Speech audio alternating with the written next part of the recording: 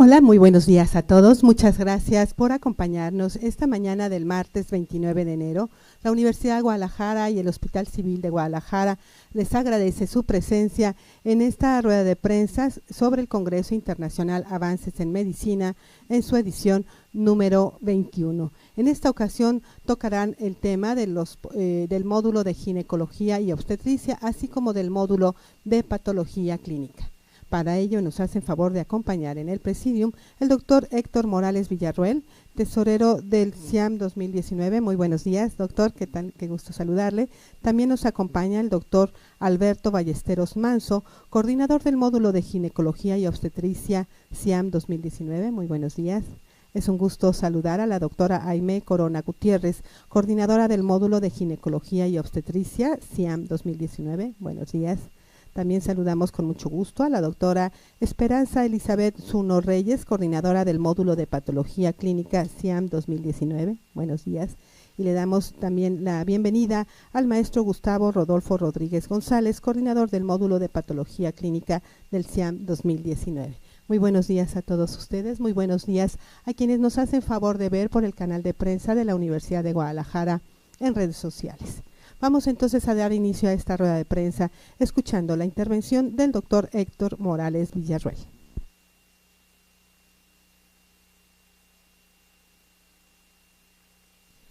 Ahora sí. Gracias. Buenos días a todos. Nuevamente agradeciendo esta invitación y esta convocatoria que se hace por parte del Hospital Civil a esta rueda de prensa para darle difusión a la llamada fiesta académica del Hospital Civil. Y recordándoles que estamos en la edición número 21 y que en esta ocasión ya van varias ocasiones que lo hacemos. Nos cumplimentamos con el Congreso también de Enfermería, en esta ocasión es en su versión número 8. Haciendo nada más una remembranza rápida de qué importancia tiene este Congreso para el Hospital Civil. Pues tomamos como tema una enfermedad por la importancia y la relevancia que ha tenido, ya lo hemos comentado muchas veces, que rebasa nuestras fronteras, es la llamada epidemia del siglo XXI, y estamos hablando a nivel mundial, en donde nosotros la prevalencia de la obesidad entre niños y adultos, seguimos ocupando los primeros deshonrosos primero y segundo lugar. Estas cifras fueron lo que nos motivó a hacer el consenso de todos los expertos que nos rodean en el Hospital Civil, para llegar a concluir con este tema que estamos tratando con ustedes de la obesidad en todos los aspectos, desde el económico, social, nutricional, etcétera, para darles una idea del por qué es la llamada epidemia del siglo XXI.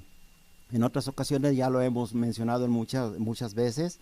Este congreso lo vamos a ver desde todos sus enfoques que se puedan tener. Tenemos integradas 3 conferencias magistrales, 21 módulos disciplinarios, 426 conferencias, 314 profesores, simposium, 5 cursos pre, trans y transcongreso. Tenemos gente tan importante que vienen en 3 conferencias magistrales como el profesor Peter Egrig, y tenemos premios Nobel, viene gente importante como el licenciado Germán Martínez, que es el nuevo jefe a nivel nacional del Instituto Mexicano del Seguro Social, el nuevo director. Tenemos 22 módulos, como les comentamos, otros foros, y bueno, ya hemos comentado que ¿por qué internacional? Porque en esta ocasión nos acompañan cerca de 10 países invitados. El principal es el de Madrid, la ciudad de Madrid, será nuestro invitado especial. Ya disertamos de cada uno de los módulos. En esta ocasión tenemos el ginecobstetricia, tenemos el lado de patología, que lo vamos a dejar que nos den el enfoque, qué importancia tienen estas especialidades con el tema base que es la obesidad, y ellos nos dirán cómo se insertan. Voy a ceder la palabra a cada uno de ellos. Muchas gracias, doctor Héctor Morales, por su mensaje. Escucharemos entonces en esta ocasión al doctor Alberto Ballesteros Manso. Buenos días a todos. Es un placer invitarlos al 21 Congreso Internacional Avances en Medicina para el módulo y área de ginecología y obstetricia. en el que, girando en el eje temático de obesidad y enfermedades metabólicas, bueno, sabemos que generalmente se asocia la obesidad y las enfermedades metabólicas a enfermedades cardiovasculares clásicamente. Sin embargo, en el área que atañe a nuestra especialidad de ginecología y obstetricia, la obesidad complica y genera también enfermedades en el ámbito reproductivo, en el ámbito uroginecológico, en el ámbito de las mujeres embarazadas. Nosotros enfocamos en dos grandes partes, la parte del módulo de ginecología y obstetricia, la parte ginecológica, que la abordo básicamente su servidor, y la parte obstétrica, la doctora Aimé. En la parte ginecológica se ha abordado sobre 3 ejes temáticos, y es sobre las complicaciones uroginecológicas. ¿Qué quiere decir? Las complicaciones sobre el piso pélvico, el prolapso de órganos pélvicos, la incontinencia urinaria, que genera la obesidad sobre este tipo de problemas. El segundo eje temático es sobre complicaciones reproductivas.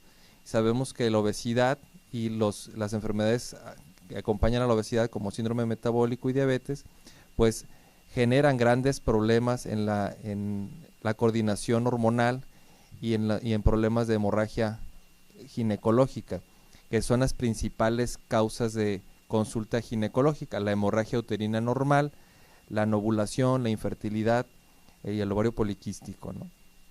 Y el tercer eje temático es las complicaciones que genera la obesidad sobre cirugía ginecológica. Hay algunos procedimientos que se han optado por hacer en mujeres con obesidad severa para ser menos invasivo y tener nosotros menos complicaciones que genera la cirugía ginecológica en las pacientes obesas. Para ello hemos invitado en el área de uroginecología a personas que se dedican íntegramente a la reconstrucción del piso pélvico, o sea, la reconstrucción de lo que llaman vejiga caída, útero caído, que se llama prolapso de órganos pélvicos, la reconstrucción del piso pélvico, que hablen también sobre técnicas de antiincontinencia en mujeres con obesidad. Y en el área reproductiva tenemos también expertos en salud reproductiva que nos van a hablar de las complicaciones de obesidad con la infertilidad, con problemas hormonales y con problemas del ovario poliquístico. En el área quirúrgica hemos invitado a un pionero en cirugía robótica, que es el encargado de cirugía ginecológica robótica del Hospital Centro Médico Nacional 20 de Noviembre, el doctor Rodrigo Ruz, para que nos hable de cómo se lleva a cabo la cirugía robótica, sobre todo enfocado en las mujeres obesas. Y otro tema muy importante es la cirugía de mínima invasión para problemas de hemorragias de las mujeres que tienen obesidad, ya que muchas veces podemos hacer cirugía sin cicatriz o sin invadir la pared abdominal, y por lo tanto evitamos complicaciones, cirugías ginecológicas que son de corta estancia, con mínimo de complicaciones. En general, son los 3 ejes temáticos abordados por expertos en la materia. Muchas gracias, doctor Ballesteros. Vamos a escuchar ahora a la doctora Aimé Corona Gutiérrez. Buen día, es un placer invitarlos a nuestro congreso en su edición número 21. Como comentaba el doctor Ballesteros, yo voy a informarles sobre el eje temático de la parte de obstetricia, que se refiere a la mujer durante el embarazo, parto y el puerperio. Reconocemos en nuestro hospital y en el mundo que la obesidad afecta a personas jóvenes. En este caso vemos muchas pacientes embarazadas que acuden con sobrepeso y con obesidad. El problema es que cuando la mujer se embaraza es una prueba de estrés al organismo, y muchas enfermedades que están ocultas van a dar la cara en el embarazo, con una presión alta en el embarazo, con una diabetes en el embarazo. Estamos viendo ya también trastornos de tromboembolismos, es decir, coágulos que se forman en el cuerpo y que van a dar al corazón o al cerebro, que habitualmente no eran muy comunes en mujeres embarazadas, y ahora con todos estos factores, en especial el que más pesa para esto es la obesidad, lo estamos viendo ya con mucha frecuencia. En nuestro medio, la obesidad en el embarazo es hasta un 15%, y la obesidad y el aunada sobrepeso puede llegar hasta un 40 o un 45%. Todas las enfermedades que se presentan en el embarazo se presentan más cuando coexisten con obesidad. En este sentido, nosotros vamos a enfocar el eje de las pláticas de obstetricia a 2 temas principalmente: la seguridad en el manejo de la paciente obstétrica. Sabemos que hay condiciones como la obesidad que predisponen a que una paciente tenga más riesgo a la hora de tener un embarazo, pero también existen barreras que podemos poner o formas en que las instituciones pueden estar alertas para que no sucedan estas complicaciones. Y el principal módulo va a estar otorgado por expertos en el área de la calidad y la seguridad en el paciente, en pacientes obstétricas, y por expertos en temas médico-legales, donde nos vamos a dar cuenta de cuáles son los mayores riesgos que se enfrenta una mujer embarazada y cómo podemos evitarlos para darle una finalización feliz a los embarazos. En países avanzados, menos del 99% de las pacientes tienen alguna complicación. Son pacientes que les va bien, y nosotros todavía estamos en algunos estados, muy tristemente, con índices de complicaciones y muerte hasta como las que tienen en África subsahariana. Entonces es muy importante estar alertas a las maneras que podemos asegurar que estas pacientes lleven un embarazo a buen término. En la otra parte vamos a hablar de una complicación muy específica que va muy en línea con la principal causa de complicaciones en el embarazo, que es la hemorragia obstétrica, y vamos a hablar de técnicas quirúrgicas y técnicas de manejo después de que se presenta una hemorragia obstétrica. Tenemos a 2 expertos, uno nacional y otro internacional, los profesores Nieto Calvache y Sea, de aquí de México y de Colombia, donde nos van a compartir sus técnicas ya validadas y publicadas para manejar las pacientes con una placenta que no se adhiere de manera normal, lo que conocemos como placenta previa, o como placentas que se pegan de más y que hacen que haya cirugías importantes. Eso nos va a ayudar a que muchos de nuestros médicos conozcan técnicas nuevas, porque desafortunadamente todavía en el 2018 la hemorragia obstétrica fue la principal causa de muerte materna en nuestro país. Entonces, pues nos enfocamos en estos 2 temas: seguridad para las mujeres embarazadas y control de hemorragia obstétrica, que son los 2 principales problemas que enfrentamos en nuestro país.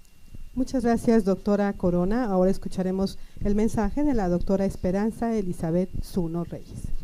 Muchas gracias, buenos días a todos. Para nosotros es un placer invitarlos al Congreso Internacional de Avances en Medicina. Y en el módulo de patología clínica se inserta banco de sangre.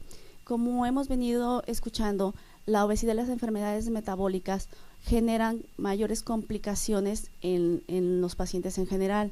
Esto implica que banco de sangre requiere tener en todo momento sangre disponible para la atención oportuna de todas las patologías, y sobre todo de patologías de alto riesgo, cirugías complejas, complicaciones, que desgraciadamente estos pacientes se ven, con estas patologías de base, se ven expuestos cada vez a mayores riesgos. Entonces nosotros nos hemos enfocado en el módulo en relación a cuidar al donador, que es, si no tenemos donadores, no tenemos sangre segura, no tenemos el recurso vital para poder ayudar a tratar en forma oportuna todas las complicaciones que tengan estos pacientes y que se atiendan de la mejor manera posible. Entonces es muy importante insistir en el fomento a la donación, porque continuamos siendo un país con poca cultura de la donación altruista. Menos de un 3% de la donación es altruista, generalmente es familiar, de reposición, porque nos vemos obligados a donar. Y en ambos hospitales civiles se transfunden casi 45,000 unidades anualmente. Entonces es importante pues cuidar el recurso tan valioso que tenemos, porque no hay otra forma de obtenerlo. Es la forma en la que Banco de Sangre se integra al manejo adecuado y oportuno de todas estas pacientes. Muchas gracias, doctora Zuno Reyes. Vamos ahora a escuchar al doctor Gustavo Rodolfo Rodríguez González. ¿Qué tal? Buenos días. Bueno, pues en otra edición más que tenemos, vamos a estar hablando lo que es laboratorio, y como si se fijan, todo viene a terminar al laboratorio, que es el área de patología clínica.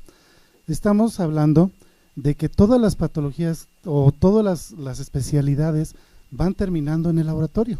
Terminamos ahí, ¿por qué? Porque tenemos que hacer exámenes, tenemos que realizar ciertas pruebas. Una vez que el paciente metabólicamente está descompensado, ¿qué vamos a hacer? Pues tenemos que hacer una serie de pruebas para ir de la mano del paciente hasta la cura, porque el laboratorio va a estar siempre al pie de la cama para estar monitorizando a todos nuestros pacientes con síndrome metabólico. Y como les decía en la relatoria, el año pasado hablamos de que los médicos se les había olvidado la clínica. También se nos ha olvidado en el laboratorio el llegar a tener un buen diagnóstico o saber evaluar lo que estamos haciendo. Ya ha sido mi compromiso desde el año pasado ayudar a aquellos que van iniciando en estas áreas de patología clínica o laboratorio o médicos, al irles enseñando las bases de un laboratorio. ¿Por qué? Porque podemos tener estudios y maestrías en molecular, en pruebas muy complejas, y nuestro país no tiene el presupuesto para tener estas pruebas. Y tan fácil que es dar un diagnóstico con una prueba tan sencilla y tan barata, ¿no? Un ejemplo, una biometría, podemos decir que tiene una leucemia, no necesitamos irnos a tan lejos a hacer pruebas tan específicas para decir que es una leucemia, ¿no? O tenemos el problema de la glucosa, que ahí es donde tenemos también problemas con pacientes con descompensaciones de glucosa y nos dan también un problema metabólico. Obesidad, tenemos que ver también lípidos en el paciente por la obesidad en la que está ese paciente, pues tenemos que hacer también pruebas de colesterol o triglicéridos para ir monitorizando esos pacientes. Si se fijan, todo viene a involucrar o a impactar laboratorio o banco de sangre, que es el módulo que nos corresponde estar coordinando, ¿no? Entonces esto es una parte de lo que hemos venido haciendo desde el año pasado, a retomar las bases de un laboratorio, a retomar las bases fundamentales de una prueba. En el módulo, en el día que me corresponde coordinar, pues metí pruebas, pláticas de pruebas que se hacen a nivel metabólico, una gasometría. Ahí podemos evaluar qué tanto problema puede tener un paciente con una alcalosis o una acidosis metabólica, o en la obesidad que tenemos las trombosis venosas, o como decía la doctora, tenemos trombosis venosas en los partos. También le corresponde al laboratorio darle al médico ese resultado. Entonces debemos de saber bases, o debemos de saber qué estamos haciendo en el laboratorio. Ok, tenemos especialidades, tenemos subespecialidades también en el laboratorio, pero si no sabemos lo más sencillo y lo más básico, pues no vamos a saber lo complejo, ¿no? Entonces, una de las misiones que he tratado de hacer desde el año pasado es retomar las bases con los nuevos estudiantes, porque a veces nos estamos considerando gente que ya ha estado en el laboratorio, gente que ya ha vivido en un laboratorio, pero no estamos considerando las nuevas generaciones que van saliendo de una escuela, que probablemente estudiaron una teoría, no tuvieron una práctica como tal, y a la hora de que llegan al campo clínico, pues no saben qué hacer, o no saben si realmente están haciendo sus pruebas bien o no, si realmente qué tiene el paciente en el momento, ver un resultado y decir, este paciente trae una acidosis metabólica o trae una alcalosis metabólica. Todo este tipo de situaciones, pues tenemos que también considerar a los jóvenes, que son los que van a quedarse en nuestro lugar, son los que van a seguir tomando nuestros lugares para poder seguir dando un resultado, un diagnóstico, un algo, para que al médico la podamos auxiliar en su tratamiento. Entonces, va de la mano todas las patologías, todos los módulos del Congreso, pues vienen terminando en un laboratorio. Entonces, pues bienvenidos, los esperamos ahí del 21, 22 y 23 de febrero en nuestro módulo de patología clínica, y pues quedan todos invitados. Muchas gracias. Muchas gracias, doctor Rodríguez González, por su mensaje. Vamos a pasar a las preguntas que ustedes tengan, por favor, con micrófono. Buenos días, Iván Mendo de Televisa. Son dos preguntas. Una es para el área gineco-obstetra. Hasta hace poco se hablaba mucho de que había una tendencia hacia la cesárea, que era como más fácil, que convenía a seguros, hospitales, a doctores, etcétera, etcétera. Estos escenarios de la obesidad y el sobrepeso, ¿en qué posición deja esta situación de la cesárea, o si era un mito urbano de que se proyectaba para allá? Y la segunda parte del doctor González sobre, entonces está bien capacitar a los nuevos en las lecturas de los laboratorios y ahorrarnos tantas exámenes complicados y caros, pero los médicos que ya están consagrados, por así decirlo, necesitan también capacitarse en esto para que les eviten a los pacientes todos estos exámenes. Adelante, doctora.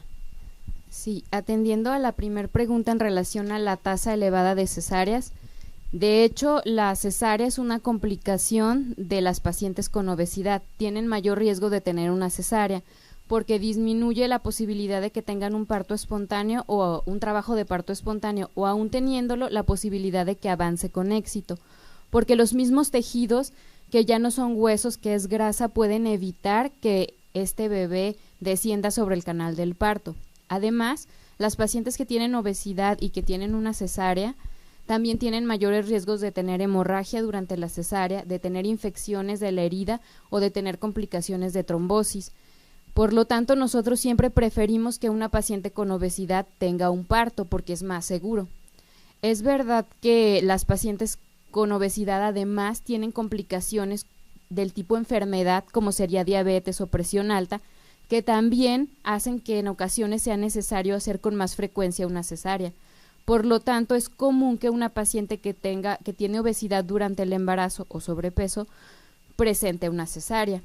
Y las estrategias nacionales e internacionales van encaminadas a disminuir la tasa de cesáreas. En nuestro hospital tenemos una estrategia en marcha que es precisamente para que todas las cesáreas que se realizan estén justificadas. Nosotros somos un hospital que atiende población con complicaciones graves, por lo tanto tenemos una tasa elevada de cesáreas.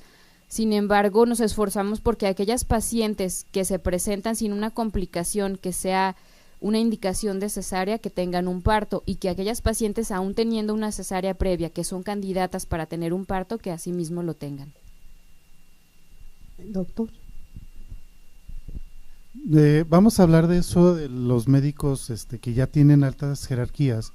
Normalmente un médico ya especialista a nivel particular, generalmente pues ya tiene otras formas de trabajar o otra forma de pedir, ¿no?, sus exámenes a laboratorio.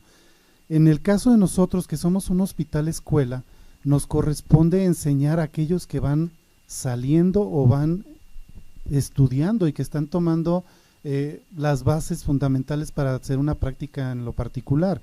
Cuando ya hablamos de médicos que ya están establecidos, que son especialistas, pues bueno, por algo son especialistas y ellos se enfocan, cuando ya tienen una especialidad, a utilizar los medios o las herramientas para ya dar un diagnóstico total o definitivo. Claro, cada uno tiene en su momento una etapa para pedir cierto tipo de exámenes, ¿no? Pero ya cuando se trata en lo particular, se piden las herramientas a ellos para poder decir, ok, ya tiene una leucemia, un oncohematólogo, ya tiene una leucemia, pues qué tipo de leucemia, para poder saber qué tipo de tratamiento voy a dar, ¿no? Ya le ponemos apellidos a la leucemia, una linfocítica aguda, una linfocítica crónica, o sea, vamos ya, un especialista nos va dando ya lo más específico o lo más exacto que se ocupe. Pero nosotros como hospital escuela debemos de enseñar a los médicos también, no nada más al laboratorio, sino también a los médicos, a saber pedir las bases para empezar con un diagnóstico. Probablemente un médico general te va a decir, ok, traes una leucemia, te voy a derivar con un especialista para que él te diga qué tipo de leucemia tienes, pero no te voy a pedir una serie o una batería de exámenes que no vas a ocupar y hacer para gastar al paciente, que aquí en nuestro caso el hospital lo asume el gasto, pero cuando están en lo privado, pues claro que son gastos muy fuertes para nuestros clientes, ¿no?, o para nuestros pacientes. Entonces sí debemos de saber qué es las bases para que puedas dar un diagnóstico temporal, vamos a decirlo así, y ya cuando tienes un diagnóstico definitivo, ¿no? La siguiente pregunta. Jesús Sánchez, buen día, de la DECA, Grupo Radiorama. Para la doctora Esperanza, ¿hay un abasto suficiente en cuanto a la sangre en los bancos, o hay un problema real en la donación y grave en estos momentos, o no se ha llegado todavía a esto?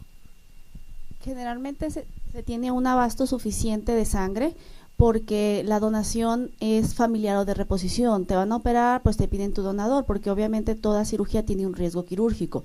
Si estás ya dentro de la cirugía y no requeriste la sangre, excelente, pero si la requieres, que la tengas disponible para que no se complique un procedimiento ordinario. Y a veces tenemos en grupos raros de sangre o negativos, si tenemos deficiencia, o incluso hemos tenido crisis de abasto suficiente. Por ejemplo, en diciembre baja muchísimo la donación, pero la sangre no deja de salir porque sigue habiendo enfermos, sigue habiendo accidentados, y lo que aquí implementamos son apoyo interinstitucional de banco a banco para subsanar estas deficiencias, pero normalmente tenemos abasto, aunque no es idealmente de lo que quisiéramos, que es de un donador altruista, que es una persona que tiene un estilo de vida saludable, que sabe que va a estar ayudando, que va a donar 2 veces al año, que se cuida, que no toma, que no consume drogas, que no se expone a riesgos innecesarios, porque lo que él está consciente de que tiene que tener una vida sana, estar sano para poder ayudar a alguien y donar sin ninguna complicación.